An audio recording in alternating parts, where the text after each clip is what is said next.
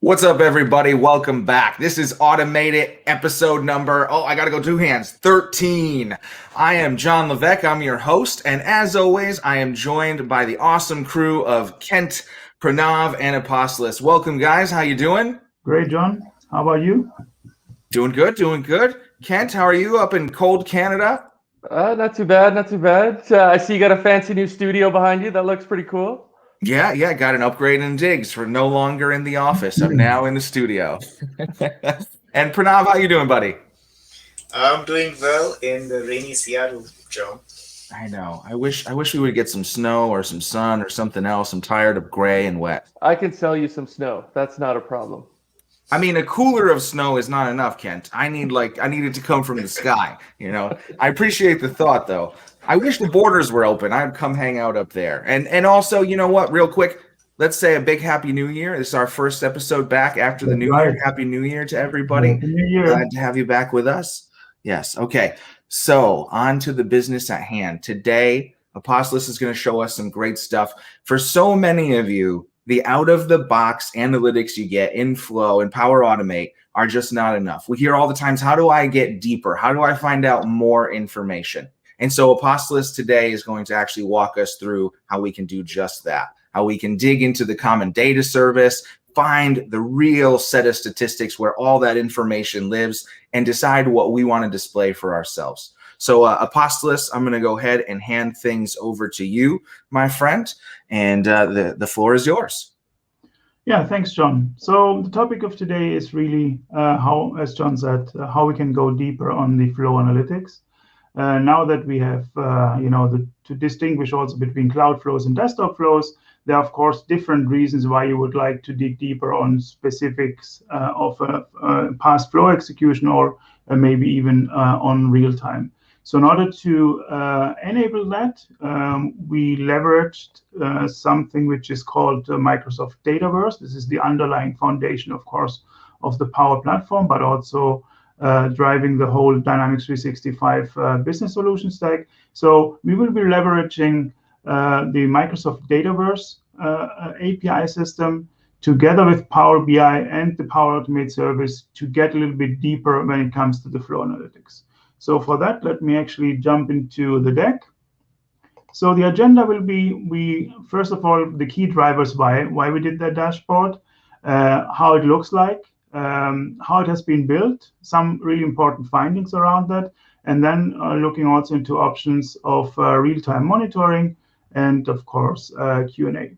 So before we start what I just said, the underlying foundation of that is, of course, leveraging the Power Platform, the breadth of the Power Platform, to do these low-code, no-code kind of extension and even reporting to derive those insights we are looking for. So in our scenario, from the left-hand side, we will be using Power BI, the business analytics tool, Power Automate, of course, for the flow execution, and the Microsoft Dataverse underlying foundation, which is much more than only a data store, right? It's really, it is a hyperscale database as a service, if you would like. So if we are looking here, what this is comprised of, I mean, this is, as you can see here on the right-hand side, Microsoft Dataverse. First of all, it runs on Azure, and it's much more than only, Azure SQL database. So it is really comprised of many, many components here, making it super scalable, highly secure, and of course, hyper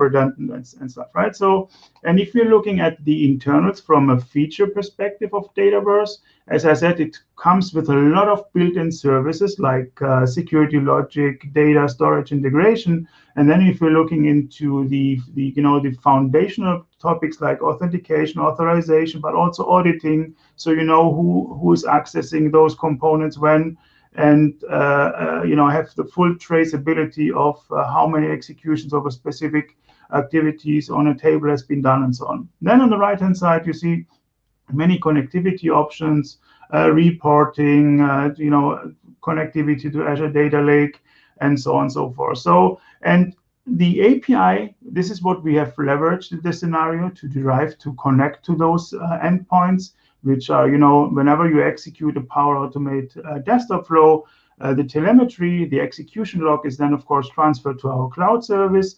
and from there we can access that data through the Dataverse API connectivity. And this is, of course, enabling many scenarios across, of course, the Power Platform and even beyond that when it comes to integration and to surrounding of the data sitting in Dataverse.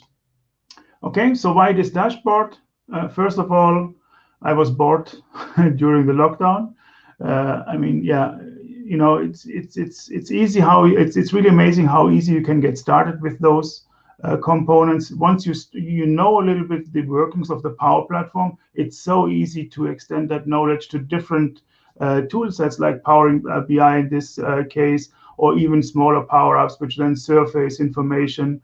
Or even allow you to enter information which will then be part of the overall flow. So it's easy to upskill on that, and you will see this in the real-time dashboard at the end as well. So it's focusing on desktop flow insights. What I said before, not only when an automation has been executed, but how long it took, what actions have been called, what actions in that automation have failed, which ones took longer on a previous week, for instance, or a previous execution. Some statistical process control you can do on these components and these statistics. So that was really to get deeper insights on what's going on from an execution perspective. Showcasing, of course, the API endpoint consumption, what I just said. So Dataverse is a gift that keeps giving. All these built-in hyperscale, architecture, security by design, record-level security. So whenever you are, accessing the endpoint, it's respecting also the record-level security for your user, which has been applied, audit management, and so on. Then it allows for reactive governance and control, like we have with the CoE Starter Kit, where you can really control execution on action level if you would like to. We see this later in the chart. And then, proactive reach out instead of blocking the whole service, just proactively then monitoring and reaching out to folks and ask, okay, what were the use cases, why they have used certain action, just to understand a little bit more what the demand is within the organization and also help drive, of course, the citizen development. Identification of API-based operations and also pro-code actions. We see that in a second what that means. What I said before, statistical reporting. So you can really compare flow runs with previous flow runs and then judge if this is considered an outlier or if there's a pattern you can see, okay, where you need maybe to look at the hardware or the VMs and so forth. It is easy to deploy. This was also, one of the design principles. Many organizations, they don't have, the full breadth of the Power Platform components enabled today or deployed. Things like the CoE Starter Kit, which is really a massive governance framework. So if you just get started with the, Power Automate desktop and the Power Automate service in general, and you don't want to have the CoE Starter Kit deployed in your organization, but you would like to get also in the same time, of course, those insights from the Power Automate service. This is where you can really get going with this starter template. And the last point, what I just mentioned, is really for organizations that haven't, enabled the breadth of the platform. So all you need is, of course, access to the Dataverse backend. Sufficient privileges is very important because otherwise you won't see things. And Power BI desktop, and off you're going. Okay. Any questions, John, team? No, it's all very clear to me. So I guess one question just around when you mentioned the right level of access. So what is required in order to be able to retrieve this data? So first of all, you have to be, flows are assigned to specific owners. So whenever you author a flow, you are the owner of that flow, and then you can share that flow, of course, as co-owners with others. So this is very important that you have to have Dataverse environment access, first of all. So if you don't have access to that environment, you would not see anything, of course. And then it goes really further down that you have object access, you have RBACs on the CDS or in the Dataverse and tables that you can say, okay, on a flow session or on this and that workflow, entity, I would like to restrict that access to that. So that's the idea behind, yeah. And whatever you are accessing, you cannot even restrict it. So let's say a flow has not been shared with you, and also the execution has not been shared with you. That normal, regular user which is not really having any administrative control won't see that, right? So you don't get more access by accessing those Power BI reports through the Dataverse API system, because that's the essence what I said before. It is secure by design. So I guess just to follow up, so if I was a regular maker that's building, say, API flows or cloud flows and desktop flows, I would be able to see my information. But if I, say, was an administrator, I would be able to see more information because I've been granted that administrator role. Is that accurate then? That's correct. And you will see, I will demo this at the end as well. So what a normal user would see and what the administrator sees. And that's, I think, one of the essential parts why I said, Dataverse is the central piece of our whole Power Platform. And it is so important to put that always front and center, because all these, scalability and security configurations and the auditability of that system, this is just God-given for us, right? As soon as you have a license for a Power Automate desktop or for Power Automate, you can leverage all these technologies which are out of the box. You don't have to worry about them, right? It's always, whether you access this data through the API, through the UI, or other means, it's always respecting the API and the security layer behind that. So that's very powerful, of course. Yeah. I like that. It's God-given rights. As soon as that's awesome. That's great. All right. So let's have a look at the demo. Let's do it. Demo time. So first of all, I'm opening here Power BI, and which is leveraging what I said before, the Microsoft Dataverse API, to get all this information here. So we're starting here, and it's on purpose. It's a starter template. So this is meant to be customizable like the rest of the CoE Starter kit. You can really customize this to your needs. And here's the data model of that, and here you can see a graphical representation of that. You can really change, add new relationships to that. You can add new measures, new column, calculated members, and so on. So once you have started that as a template, you are asked to provide two things. One, the Dataverse environment URL and the flow session history URL in Power Automate portal. Then you have to authenticate with a user that has proper privileges, and then it's loading the data and it's presenting it in this starter dashboard here. Okay, so from here what we see is some filtering section here on top, where you can flow status, failed or succeeded, run mode, attended, unattended, or executed from the Power Automate desktop console. Then some basic statistics here on top. How many makers do I have in my environment? How many desktop flows? How many legacy UI flows? Which is using, still the Windows recorder. This, we come in a second to that. So how many overall flow runs I had in that time frame here, attended, unattended runs, console runs, how many bots, how many canceled, flows failed, and so on. And this one is something when you have super large Power Automate desktop runs which are running, and many loops or a large loop within those, it is producing a lot of course log context, and this to identify those large log flow runs. This is where you can see them here in this overview. Then you have a couple of lists here: top 3 makers, top 10 bot hosts. Those are the hosts where the Power Automate desktop have been run on through the on-premise data gateway. Total hours processed and so on.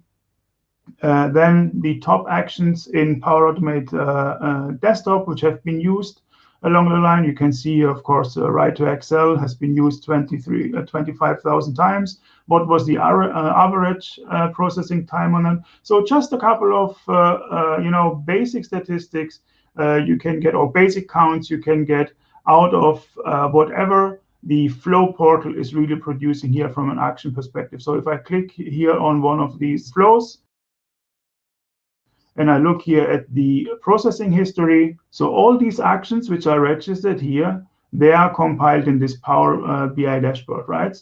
So from here, as I said, you see action, subflow, start, duration, and status. But when we are looking later on in the action details, you see, of course, many more things. Let's go to the desktop flow overview. So this is also another important view, which gives you on the desktop flow name level, right? Here, it gives you really a quick stats, how many times it has been run, failed. Importantly, how many action counts have been included in those flow runs? Is it using ProScript? We come to this in a second. How many action calls have been done with ProScript or for ProScript? And what is the total runtime in minutes for that specific automation? Then we have here an indicator whether this is a legacy UI flow or not. Just to give you an idea, okay, which of those might be potential targets to migrate to the new Power Automate desktop. Now, what is very important here to note is this feature here, and this is where we start to really dig deeper on those flow runs. As you can see here as well in the overview statistics. So I have here an indicator which says, okay, how many flows are using those pro-scripting components in my flow run history. And this will give you a good indication, how many of these have been including things like run a VB script, run PowerShell, run Python scripts, or open a command session, and so on. So these are usually indicators where developers, RPA developers, if they're citizen developers or not, when they leverage those, more advanced components in the Power Automate desktop, then you might want to dig a little bit deeper without opening each and every flow individually. You would like to have a really 30,000 feet view. Okay, how many of my desktop flows are leveraging technologies which might reach out to other web servers, do some, PowerShell scripting, which is of course very sophisticated things you can do, and potentially also dangerous things you can do with those components. So to get an overview of those, this is where these KPI here comes from. That was the idea behind it, right? And we can drill down into these in a second. So overview stats, desktop flows, what I said, and now the desktop flow monitor. The desktop flow monitor is nothing different than what we see in the Power Automate portal, and also the layout is aligned to that. So if you look here back, the statuses, what you see here, and start and stop and duration and so on. So here, conveniently, we are showing also if it has been a failure, what the error message was, right? And from here as well, you have two links. You can go to the actual Power Automate desktop flow. So if I click on that, so it's opening the Power Automate portal and directly goes to that position of the FlowX or to the flow run history of that particular record. And here I can again review whatever has happened and the error message of that thing. So failed to obtain output for custom object here, for instance, right? And here I can see the screenshot as well and what has happened exactly. So if I minimize this, or I can go even if this automation has been triggered from a cloud flow, I can also go here to the parent flow and then I have a look, okay, what happened here in that, if there was a failure or not, or why it has been canceled and so on. So it's opening again on the other screen. That's handy to give a view that looks aligned to the portal, something familiar. So it's like, oh, this makes sense to me. I've seen this before.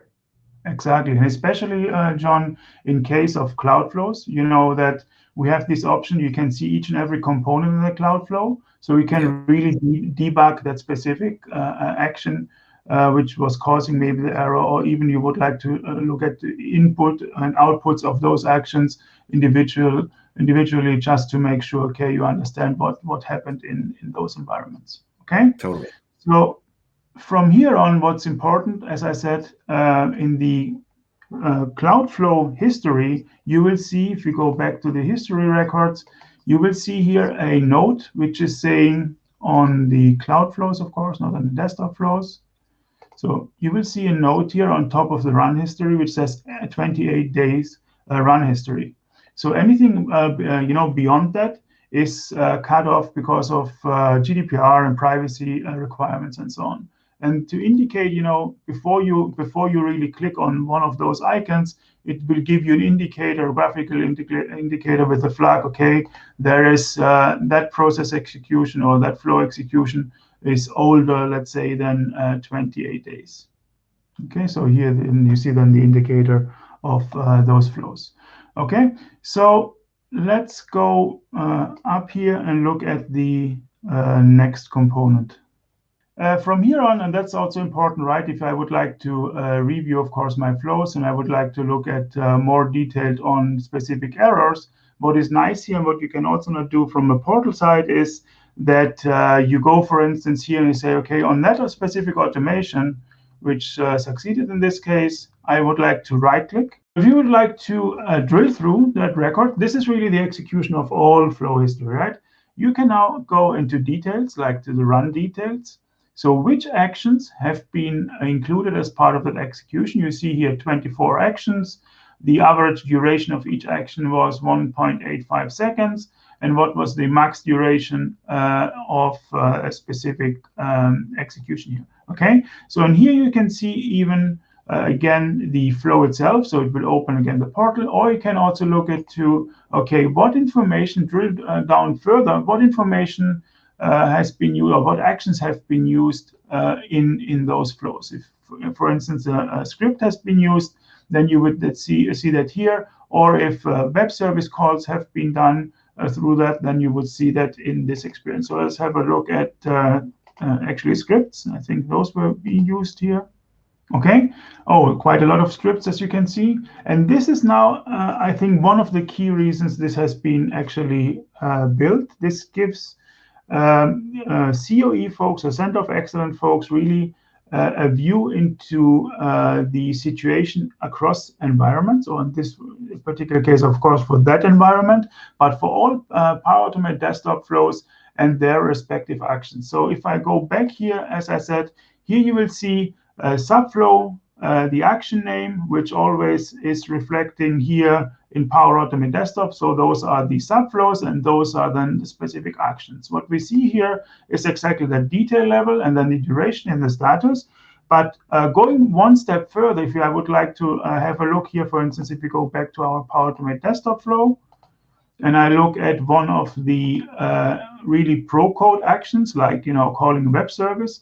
So if I double click on that invoke web service action, here I see, okay, I have a streaming URL, and here I have the request body, and the request body is actually this JSON object. So then I would have to go into each individual flows and then review that stuff and do my auditing and so on. But I can, by accessing the Dataverse backend, as we said before, I can conveniently do this directly from this dashboard experience. If I go here to scripts and I drill through, and here I will see, okay, we had a write to command session action called, which was calling a host name. Then there was a Python script executed from DOS command. We had a run application action, which was then calling Python, and then obviously some parameters, PowerShell scripts here, VB script, some JavaScript, or even Python scripts were as part of this specific flow here, right? This gives really huge visibility over the whole command and action history. If you would like to look at that on a general, on a higher level, so for all flows, then there's also the script action monitor, which allows you to filter that by a specific desktop flow, or even an action name. If you're looking for only VB script, for instance, or run VB script, you can filter that here, of course, and then it will show here below all actions which involve VB script. And here, for instance, this is an action which is calling some SAP automation, and then you can review, okay, are they doing something specific, something complex here, or is it using what transaction code is it using? And just, then maybe to proactive approach again, those folks say, okay, we might have some standard interfaces for that, or maybe an API. So just to drive that discussions and have that visibility. What do you think, folks? I think that's a lot of scripting. That's amazing, though, that you can dig into those individual steps and show every piece of information that's passing through that desktop flow. It's pretty awesome. Indeed, I mean that's the kind of visibility the organizations or larger enterprises at least look for when they try to enable the service for the whole organization, and having a reactive monitoring kind in place, which gives them really a lot of flexibility when it comes to auditing and reviewing of those processes. Okay, so this is from an auditing perspective. So also seeing, and you can really define, I've just filtered here. So if you open that thing here, I've just selected which of those actions I consider to be pro code. If you want to debug through, with other ones, if you want to see, okay, how many times write the Excel command have been called, you just can filter that, and then they will show up in the respective lines here. So this is, as I said, completely flexible and up to the consumer to adjust to their needs. So the next level will be, okay, now I know what actions are being used. How about looking at process variability and also execution variability, so that you see early signs if things go wrong, or some of the processes run really longer than expected, or they are failing consistently over a period of time. So for that purpose, you can here filter then, for instance, if you have a particular one, let's say desktop flow process vendor invoices, and then you can limit also the amount of so the time frame you would like to look at.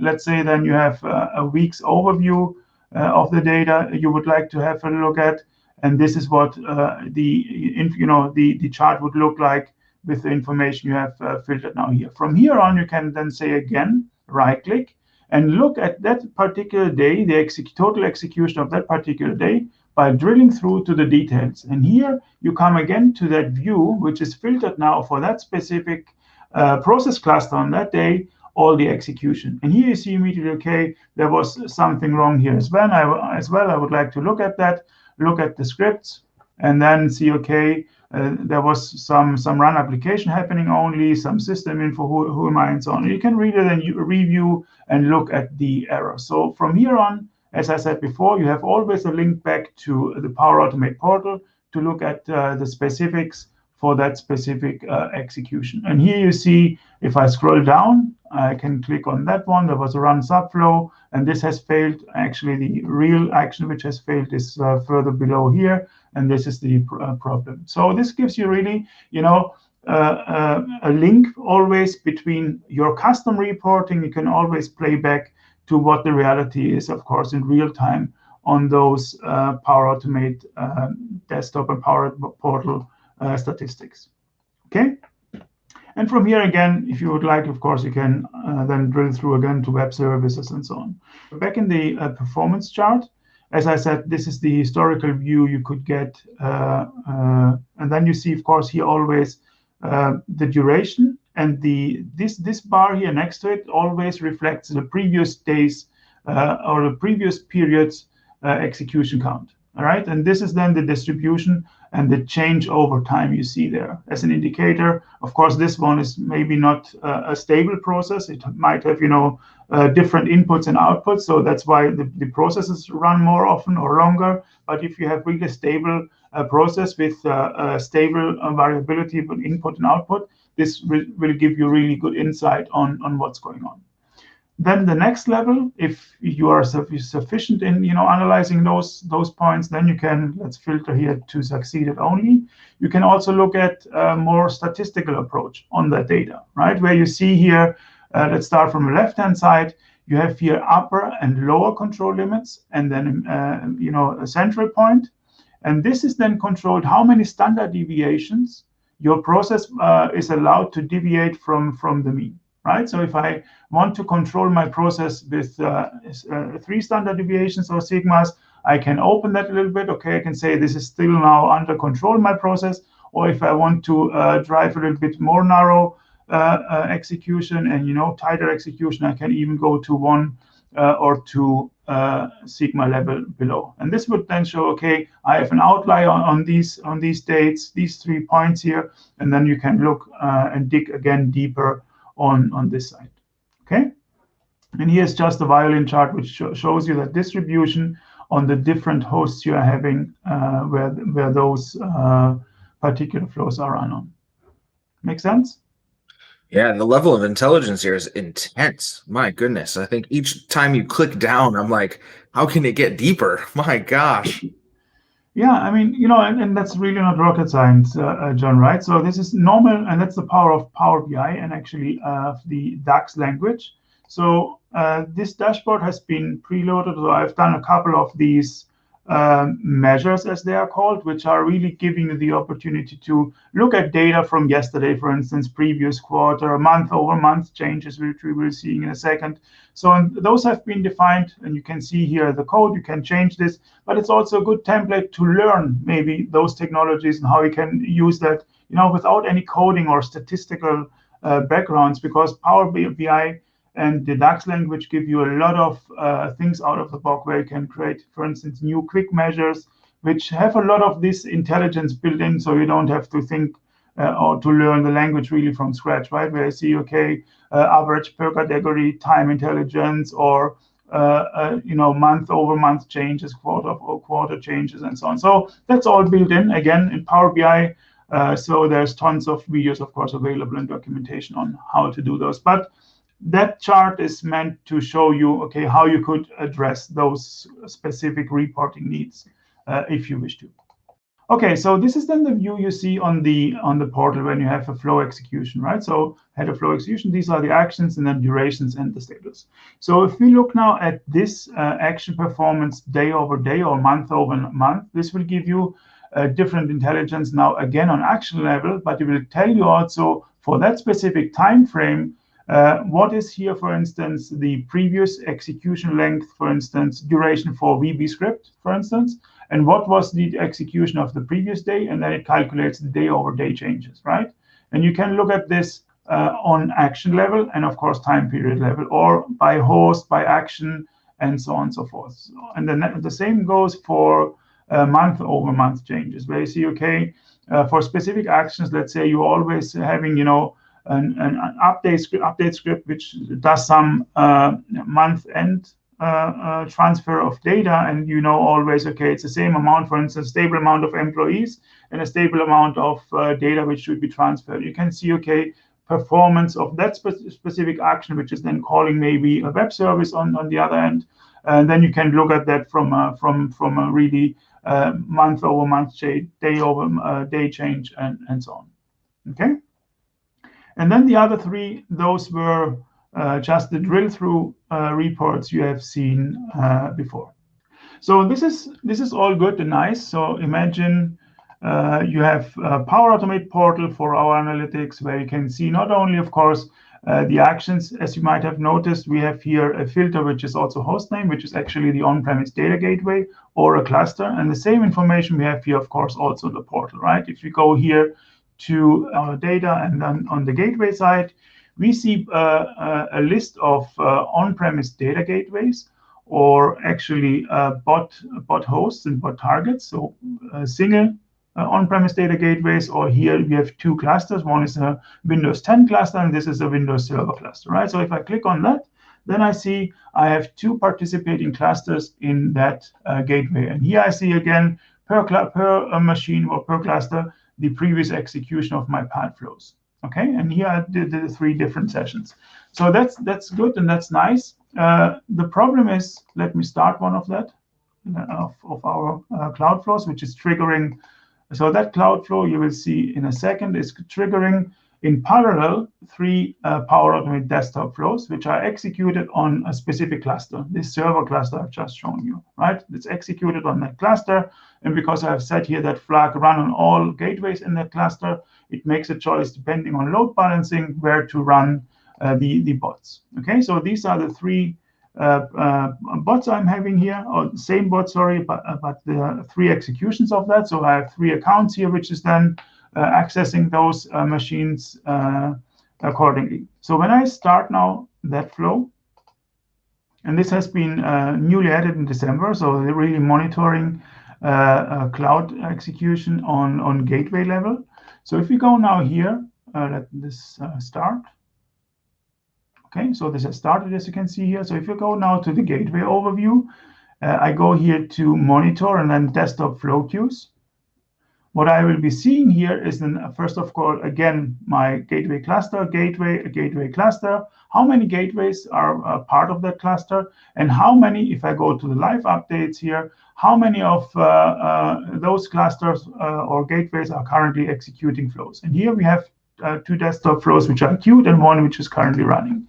So if I click on that, you will see really, again, the live update, depending on priority. If we go back here, these 3, one has called with high priority, normal priority, and this is of course then reflected here in this queue as well. The problem now with that is that that's good and nice, but you don't see which machine it has been executed on. You don't see what is the anticipated duration of that specific flow that happens here, and what is the current context. Let's say you have a month-end closing Power Automate desktop, which has really long-running reconciliation process, and you have a loop with maybe 1,000 records and so on, but it's really running maybe 2-3 hours. It would be very convenient to have a live view, or at least snapshots of the current execution state. So I'm in the 15th loop, for instance, and I'm currently working with that category of data. So in order to enable this, again, Power BI has been used together with Power Automate Desktop to define a so-called real-time streaming dataset. So what I've done here in Power BI in the service, I have created a real-time streaming dataset, which has these. You can freely define them. You can add and create, and just as your data schema requires. I've just defined a couple of properties here on the real-time streaming dataset, which allows you to collect information and save that either. So if this flag is on, then the data is stored on the Power BI service. If this historic flag is not on, then the data is only cached for an hour and then it's gone. So this is, of course, for purposes like IoT monitoring and so on, where you don't have to store maybe eventually the data, but you would like to detect real-time anomalies and so on. So that's what I've done. Very simple. Defined a couple of properties here, and then this is generating automatically for you an API you can post the data against, right? So here is the body of the data, or if you're using a CURL or PowerShell, you can do that accordingly, okay? So then what I've done on Power Automate on that specific, so you would do this live monitoring, of course, only for specific bots. You don't want to have that for bots which are running 5 seconds or 10 seconds or are really not critical, also from a sequence perspective. But if you would like to do that, then you could send those monitoring events or those status events to the Power BI service, to the streaming dataset, through an invocation of a web service here on Power Automate Desktop. And that's what I'm doing here. So I'm collecting CPU, I'm collecting memory, I'm collecting a couple of telemetry, which I think for that specific flow would be valuable. So this flow actually is a demo flow which takes an Excel sheet with a list of countries and writes this into another Excel spreadsheet, right? So this is a list of countries here, very simple. And what I've decided here for that demo flow, that I would like the current context, whenever it's looping through, that I'm always sending to my Power BI streaming dataset the current country, so the current row in my Excel I'm working with. Okay, so in order to show you that, you can define a so-called dashboard, Power BI dashboard, which can host live connectivity to those services. To those service execution. As you can see, it has just changed because I've submitted a couple of new flows, right? So if I'm running those again here, let me resubmit those. Okay.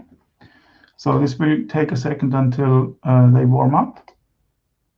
But for that, we have our nice view here. You see, one is running, one is queued up, and the other one is next to be run. So if I go back to my Power BI live dashboard here, as the execution happens, those records will come in, and then you see here the last action which has been called is write to Excel. You see now it's in Austria, it's running now, and you see if I want to look at the specific row, I can see here also the progress. So it's live updating, as I said, every couple of seconds you can define this. You see the memory consumption and also here the CPU consumption on that, and you see the expected loop count of that process should be 196 loops, because that's the amount of countries I have. And I'm currently at position 80. So you can judge, okay, it will be finished maybe in 2 minutes, or it might be finished in 10 hours, right? And this level of view, where you see, of course, also the CPU utilization, free memory, or whatever telemetry you would like to get from your Power Automate desktop host, you can derive that here. And then you can filter by action, by host again, and so on. Okay? And then you see, of course, here the development over those machines. I can look at the specific machines and so on. And from here again, if I would like to know, okay, what exactly that specific flow was, I can go here again to the flow history. And this is, as it is executing, showing me then, of course, at which stage and position we are in the Cloudflow sequence.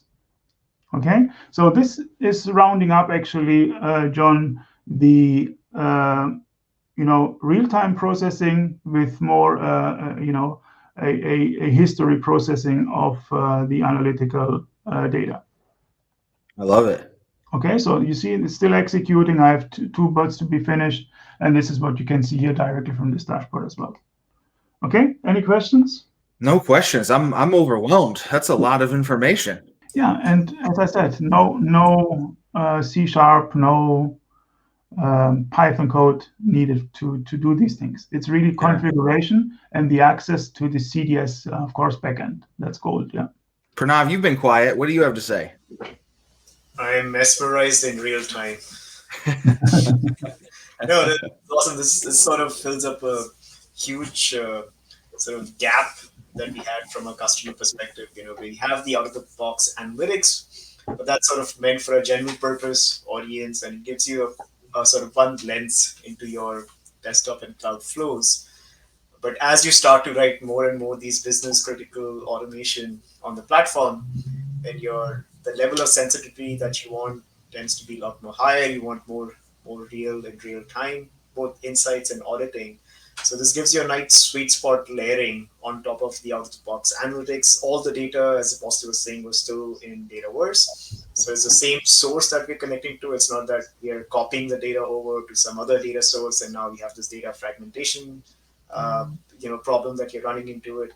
It's just a different view over the same data set, without having any C#, Python, or data science skills. So this is like beauty. That's why I was like totally mesmerized in real time. It's amazing. Love it. Yeah, it's really great. I think, I'm going to ask the question that I know everyone watching wants me to ask. And they're going to ask, how do I get my hands on this? And so for those watching who have been mesmerized as well, Apostolis, how do others do this? Yeah, that's a super question. I think, the whole reason that I said before is to give this extra level of control to flow and desktop flow makers, but also the CoE folks and citizen developers, whoever would have access eventually to that backend data and to that level of data can, of course, make use of those things. And in order to give that beauty to everybody, that's why it is called also Starter Kit, and we are planning to announce this soon and provide this downloadable component as a Power BI template. All you need, what I said before, is access to CDS backend with sufficient privileges, and then having those two URLs, and off you go. This is for the desktop flow analytics. In order to build the real-time dashboard, right? This is a different dashboard, as you can see here. And I don't have it open. That's a different one because real-time data sets, streaming data sets, cannot reside in the same Power BI desktop file as the other ones. That's why there are two files. But I'm planning, I cannot say any dates, I'm planning to do, because it's quite simple to do, I'm planning to do a blog post on how to replicate that on your own, right? This real-time dashboard, because it just takes what I said before, a schema. You just, these two actions here to provide something to that Power BI streaming data set, and then on the Power BI service to define that schemas with this field you have seen, and then you can monitor whatever you like from an execution perspective. Yeah. But they will be very, very soon to come. Yeah. Okay. All right. So you heard it here. take a look. I'll update this video when it releases. So we're going to put this video out to show a preview of what's to come, but keep an eye on the description as one place. I'll go ahead and update it with the links when it releases. Also, keep an eye on the Power Automate blog. I assume that's where the blog post will release, right, Apostolis? Yeah. Perfect. Okay, so keep an eye on that as well. If you don't want to keep coming back to the video, the news will launch there. So you heard it. It's coming soon. You'll be able to download a template where you can plug in your information and get some of this goodness yourself. And that, to me, is the most exciting part about this whole thing. Perfect. Okay, so some final words, John, on because the deck has been called also behind the scenes or backstage.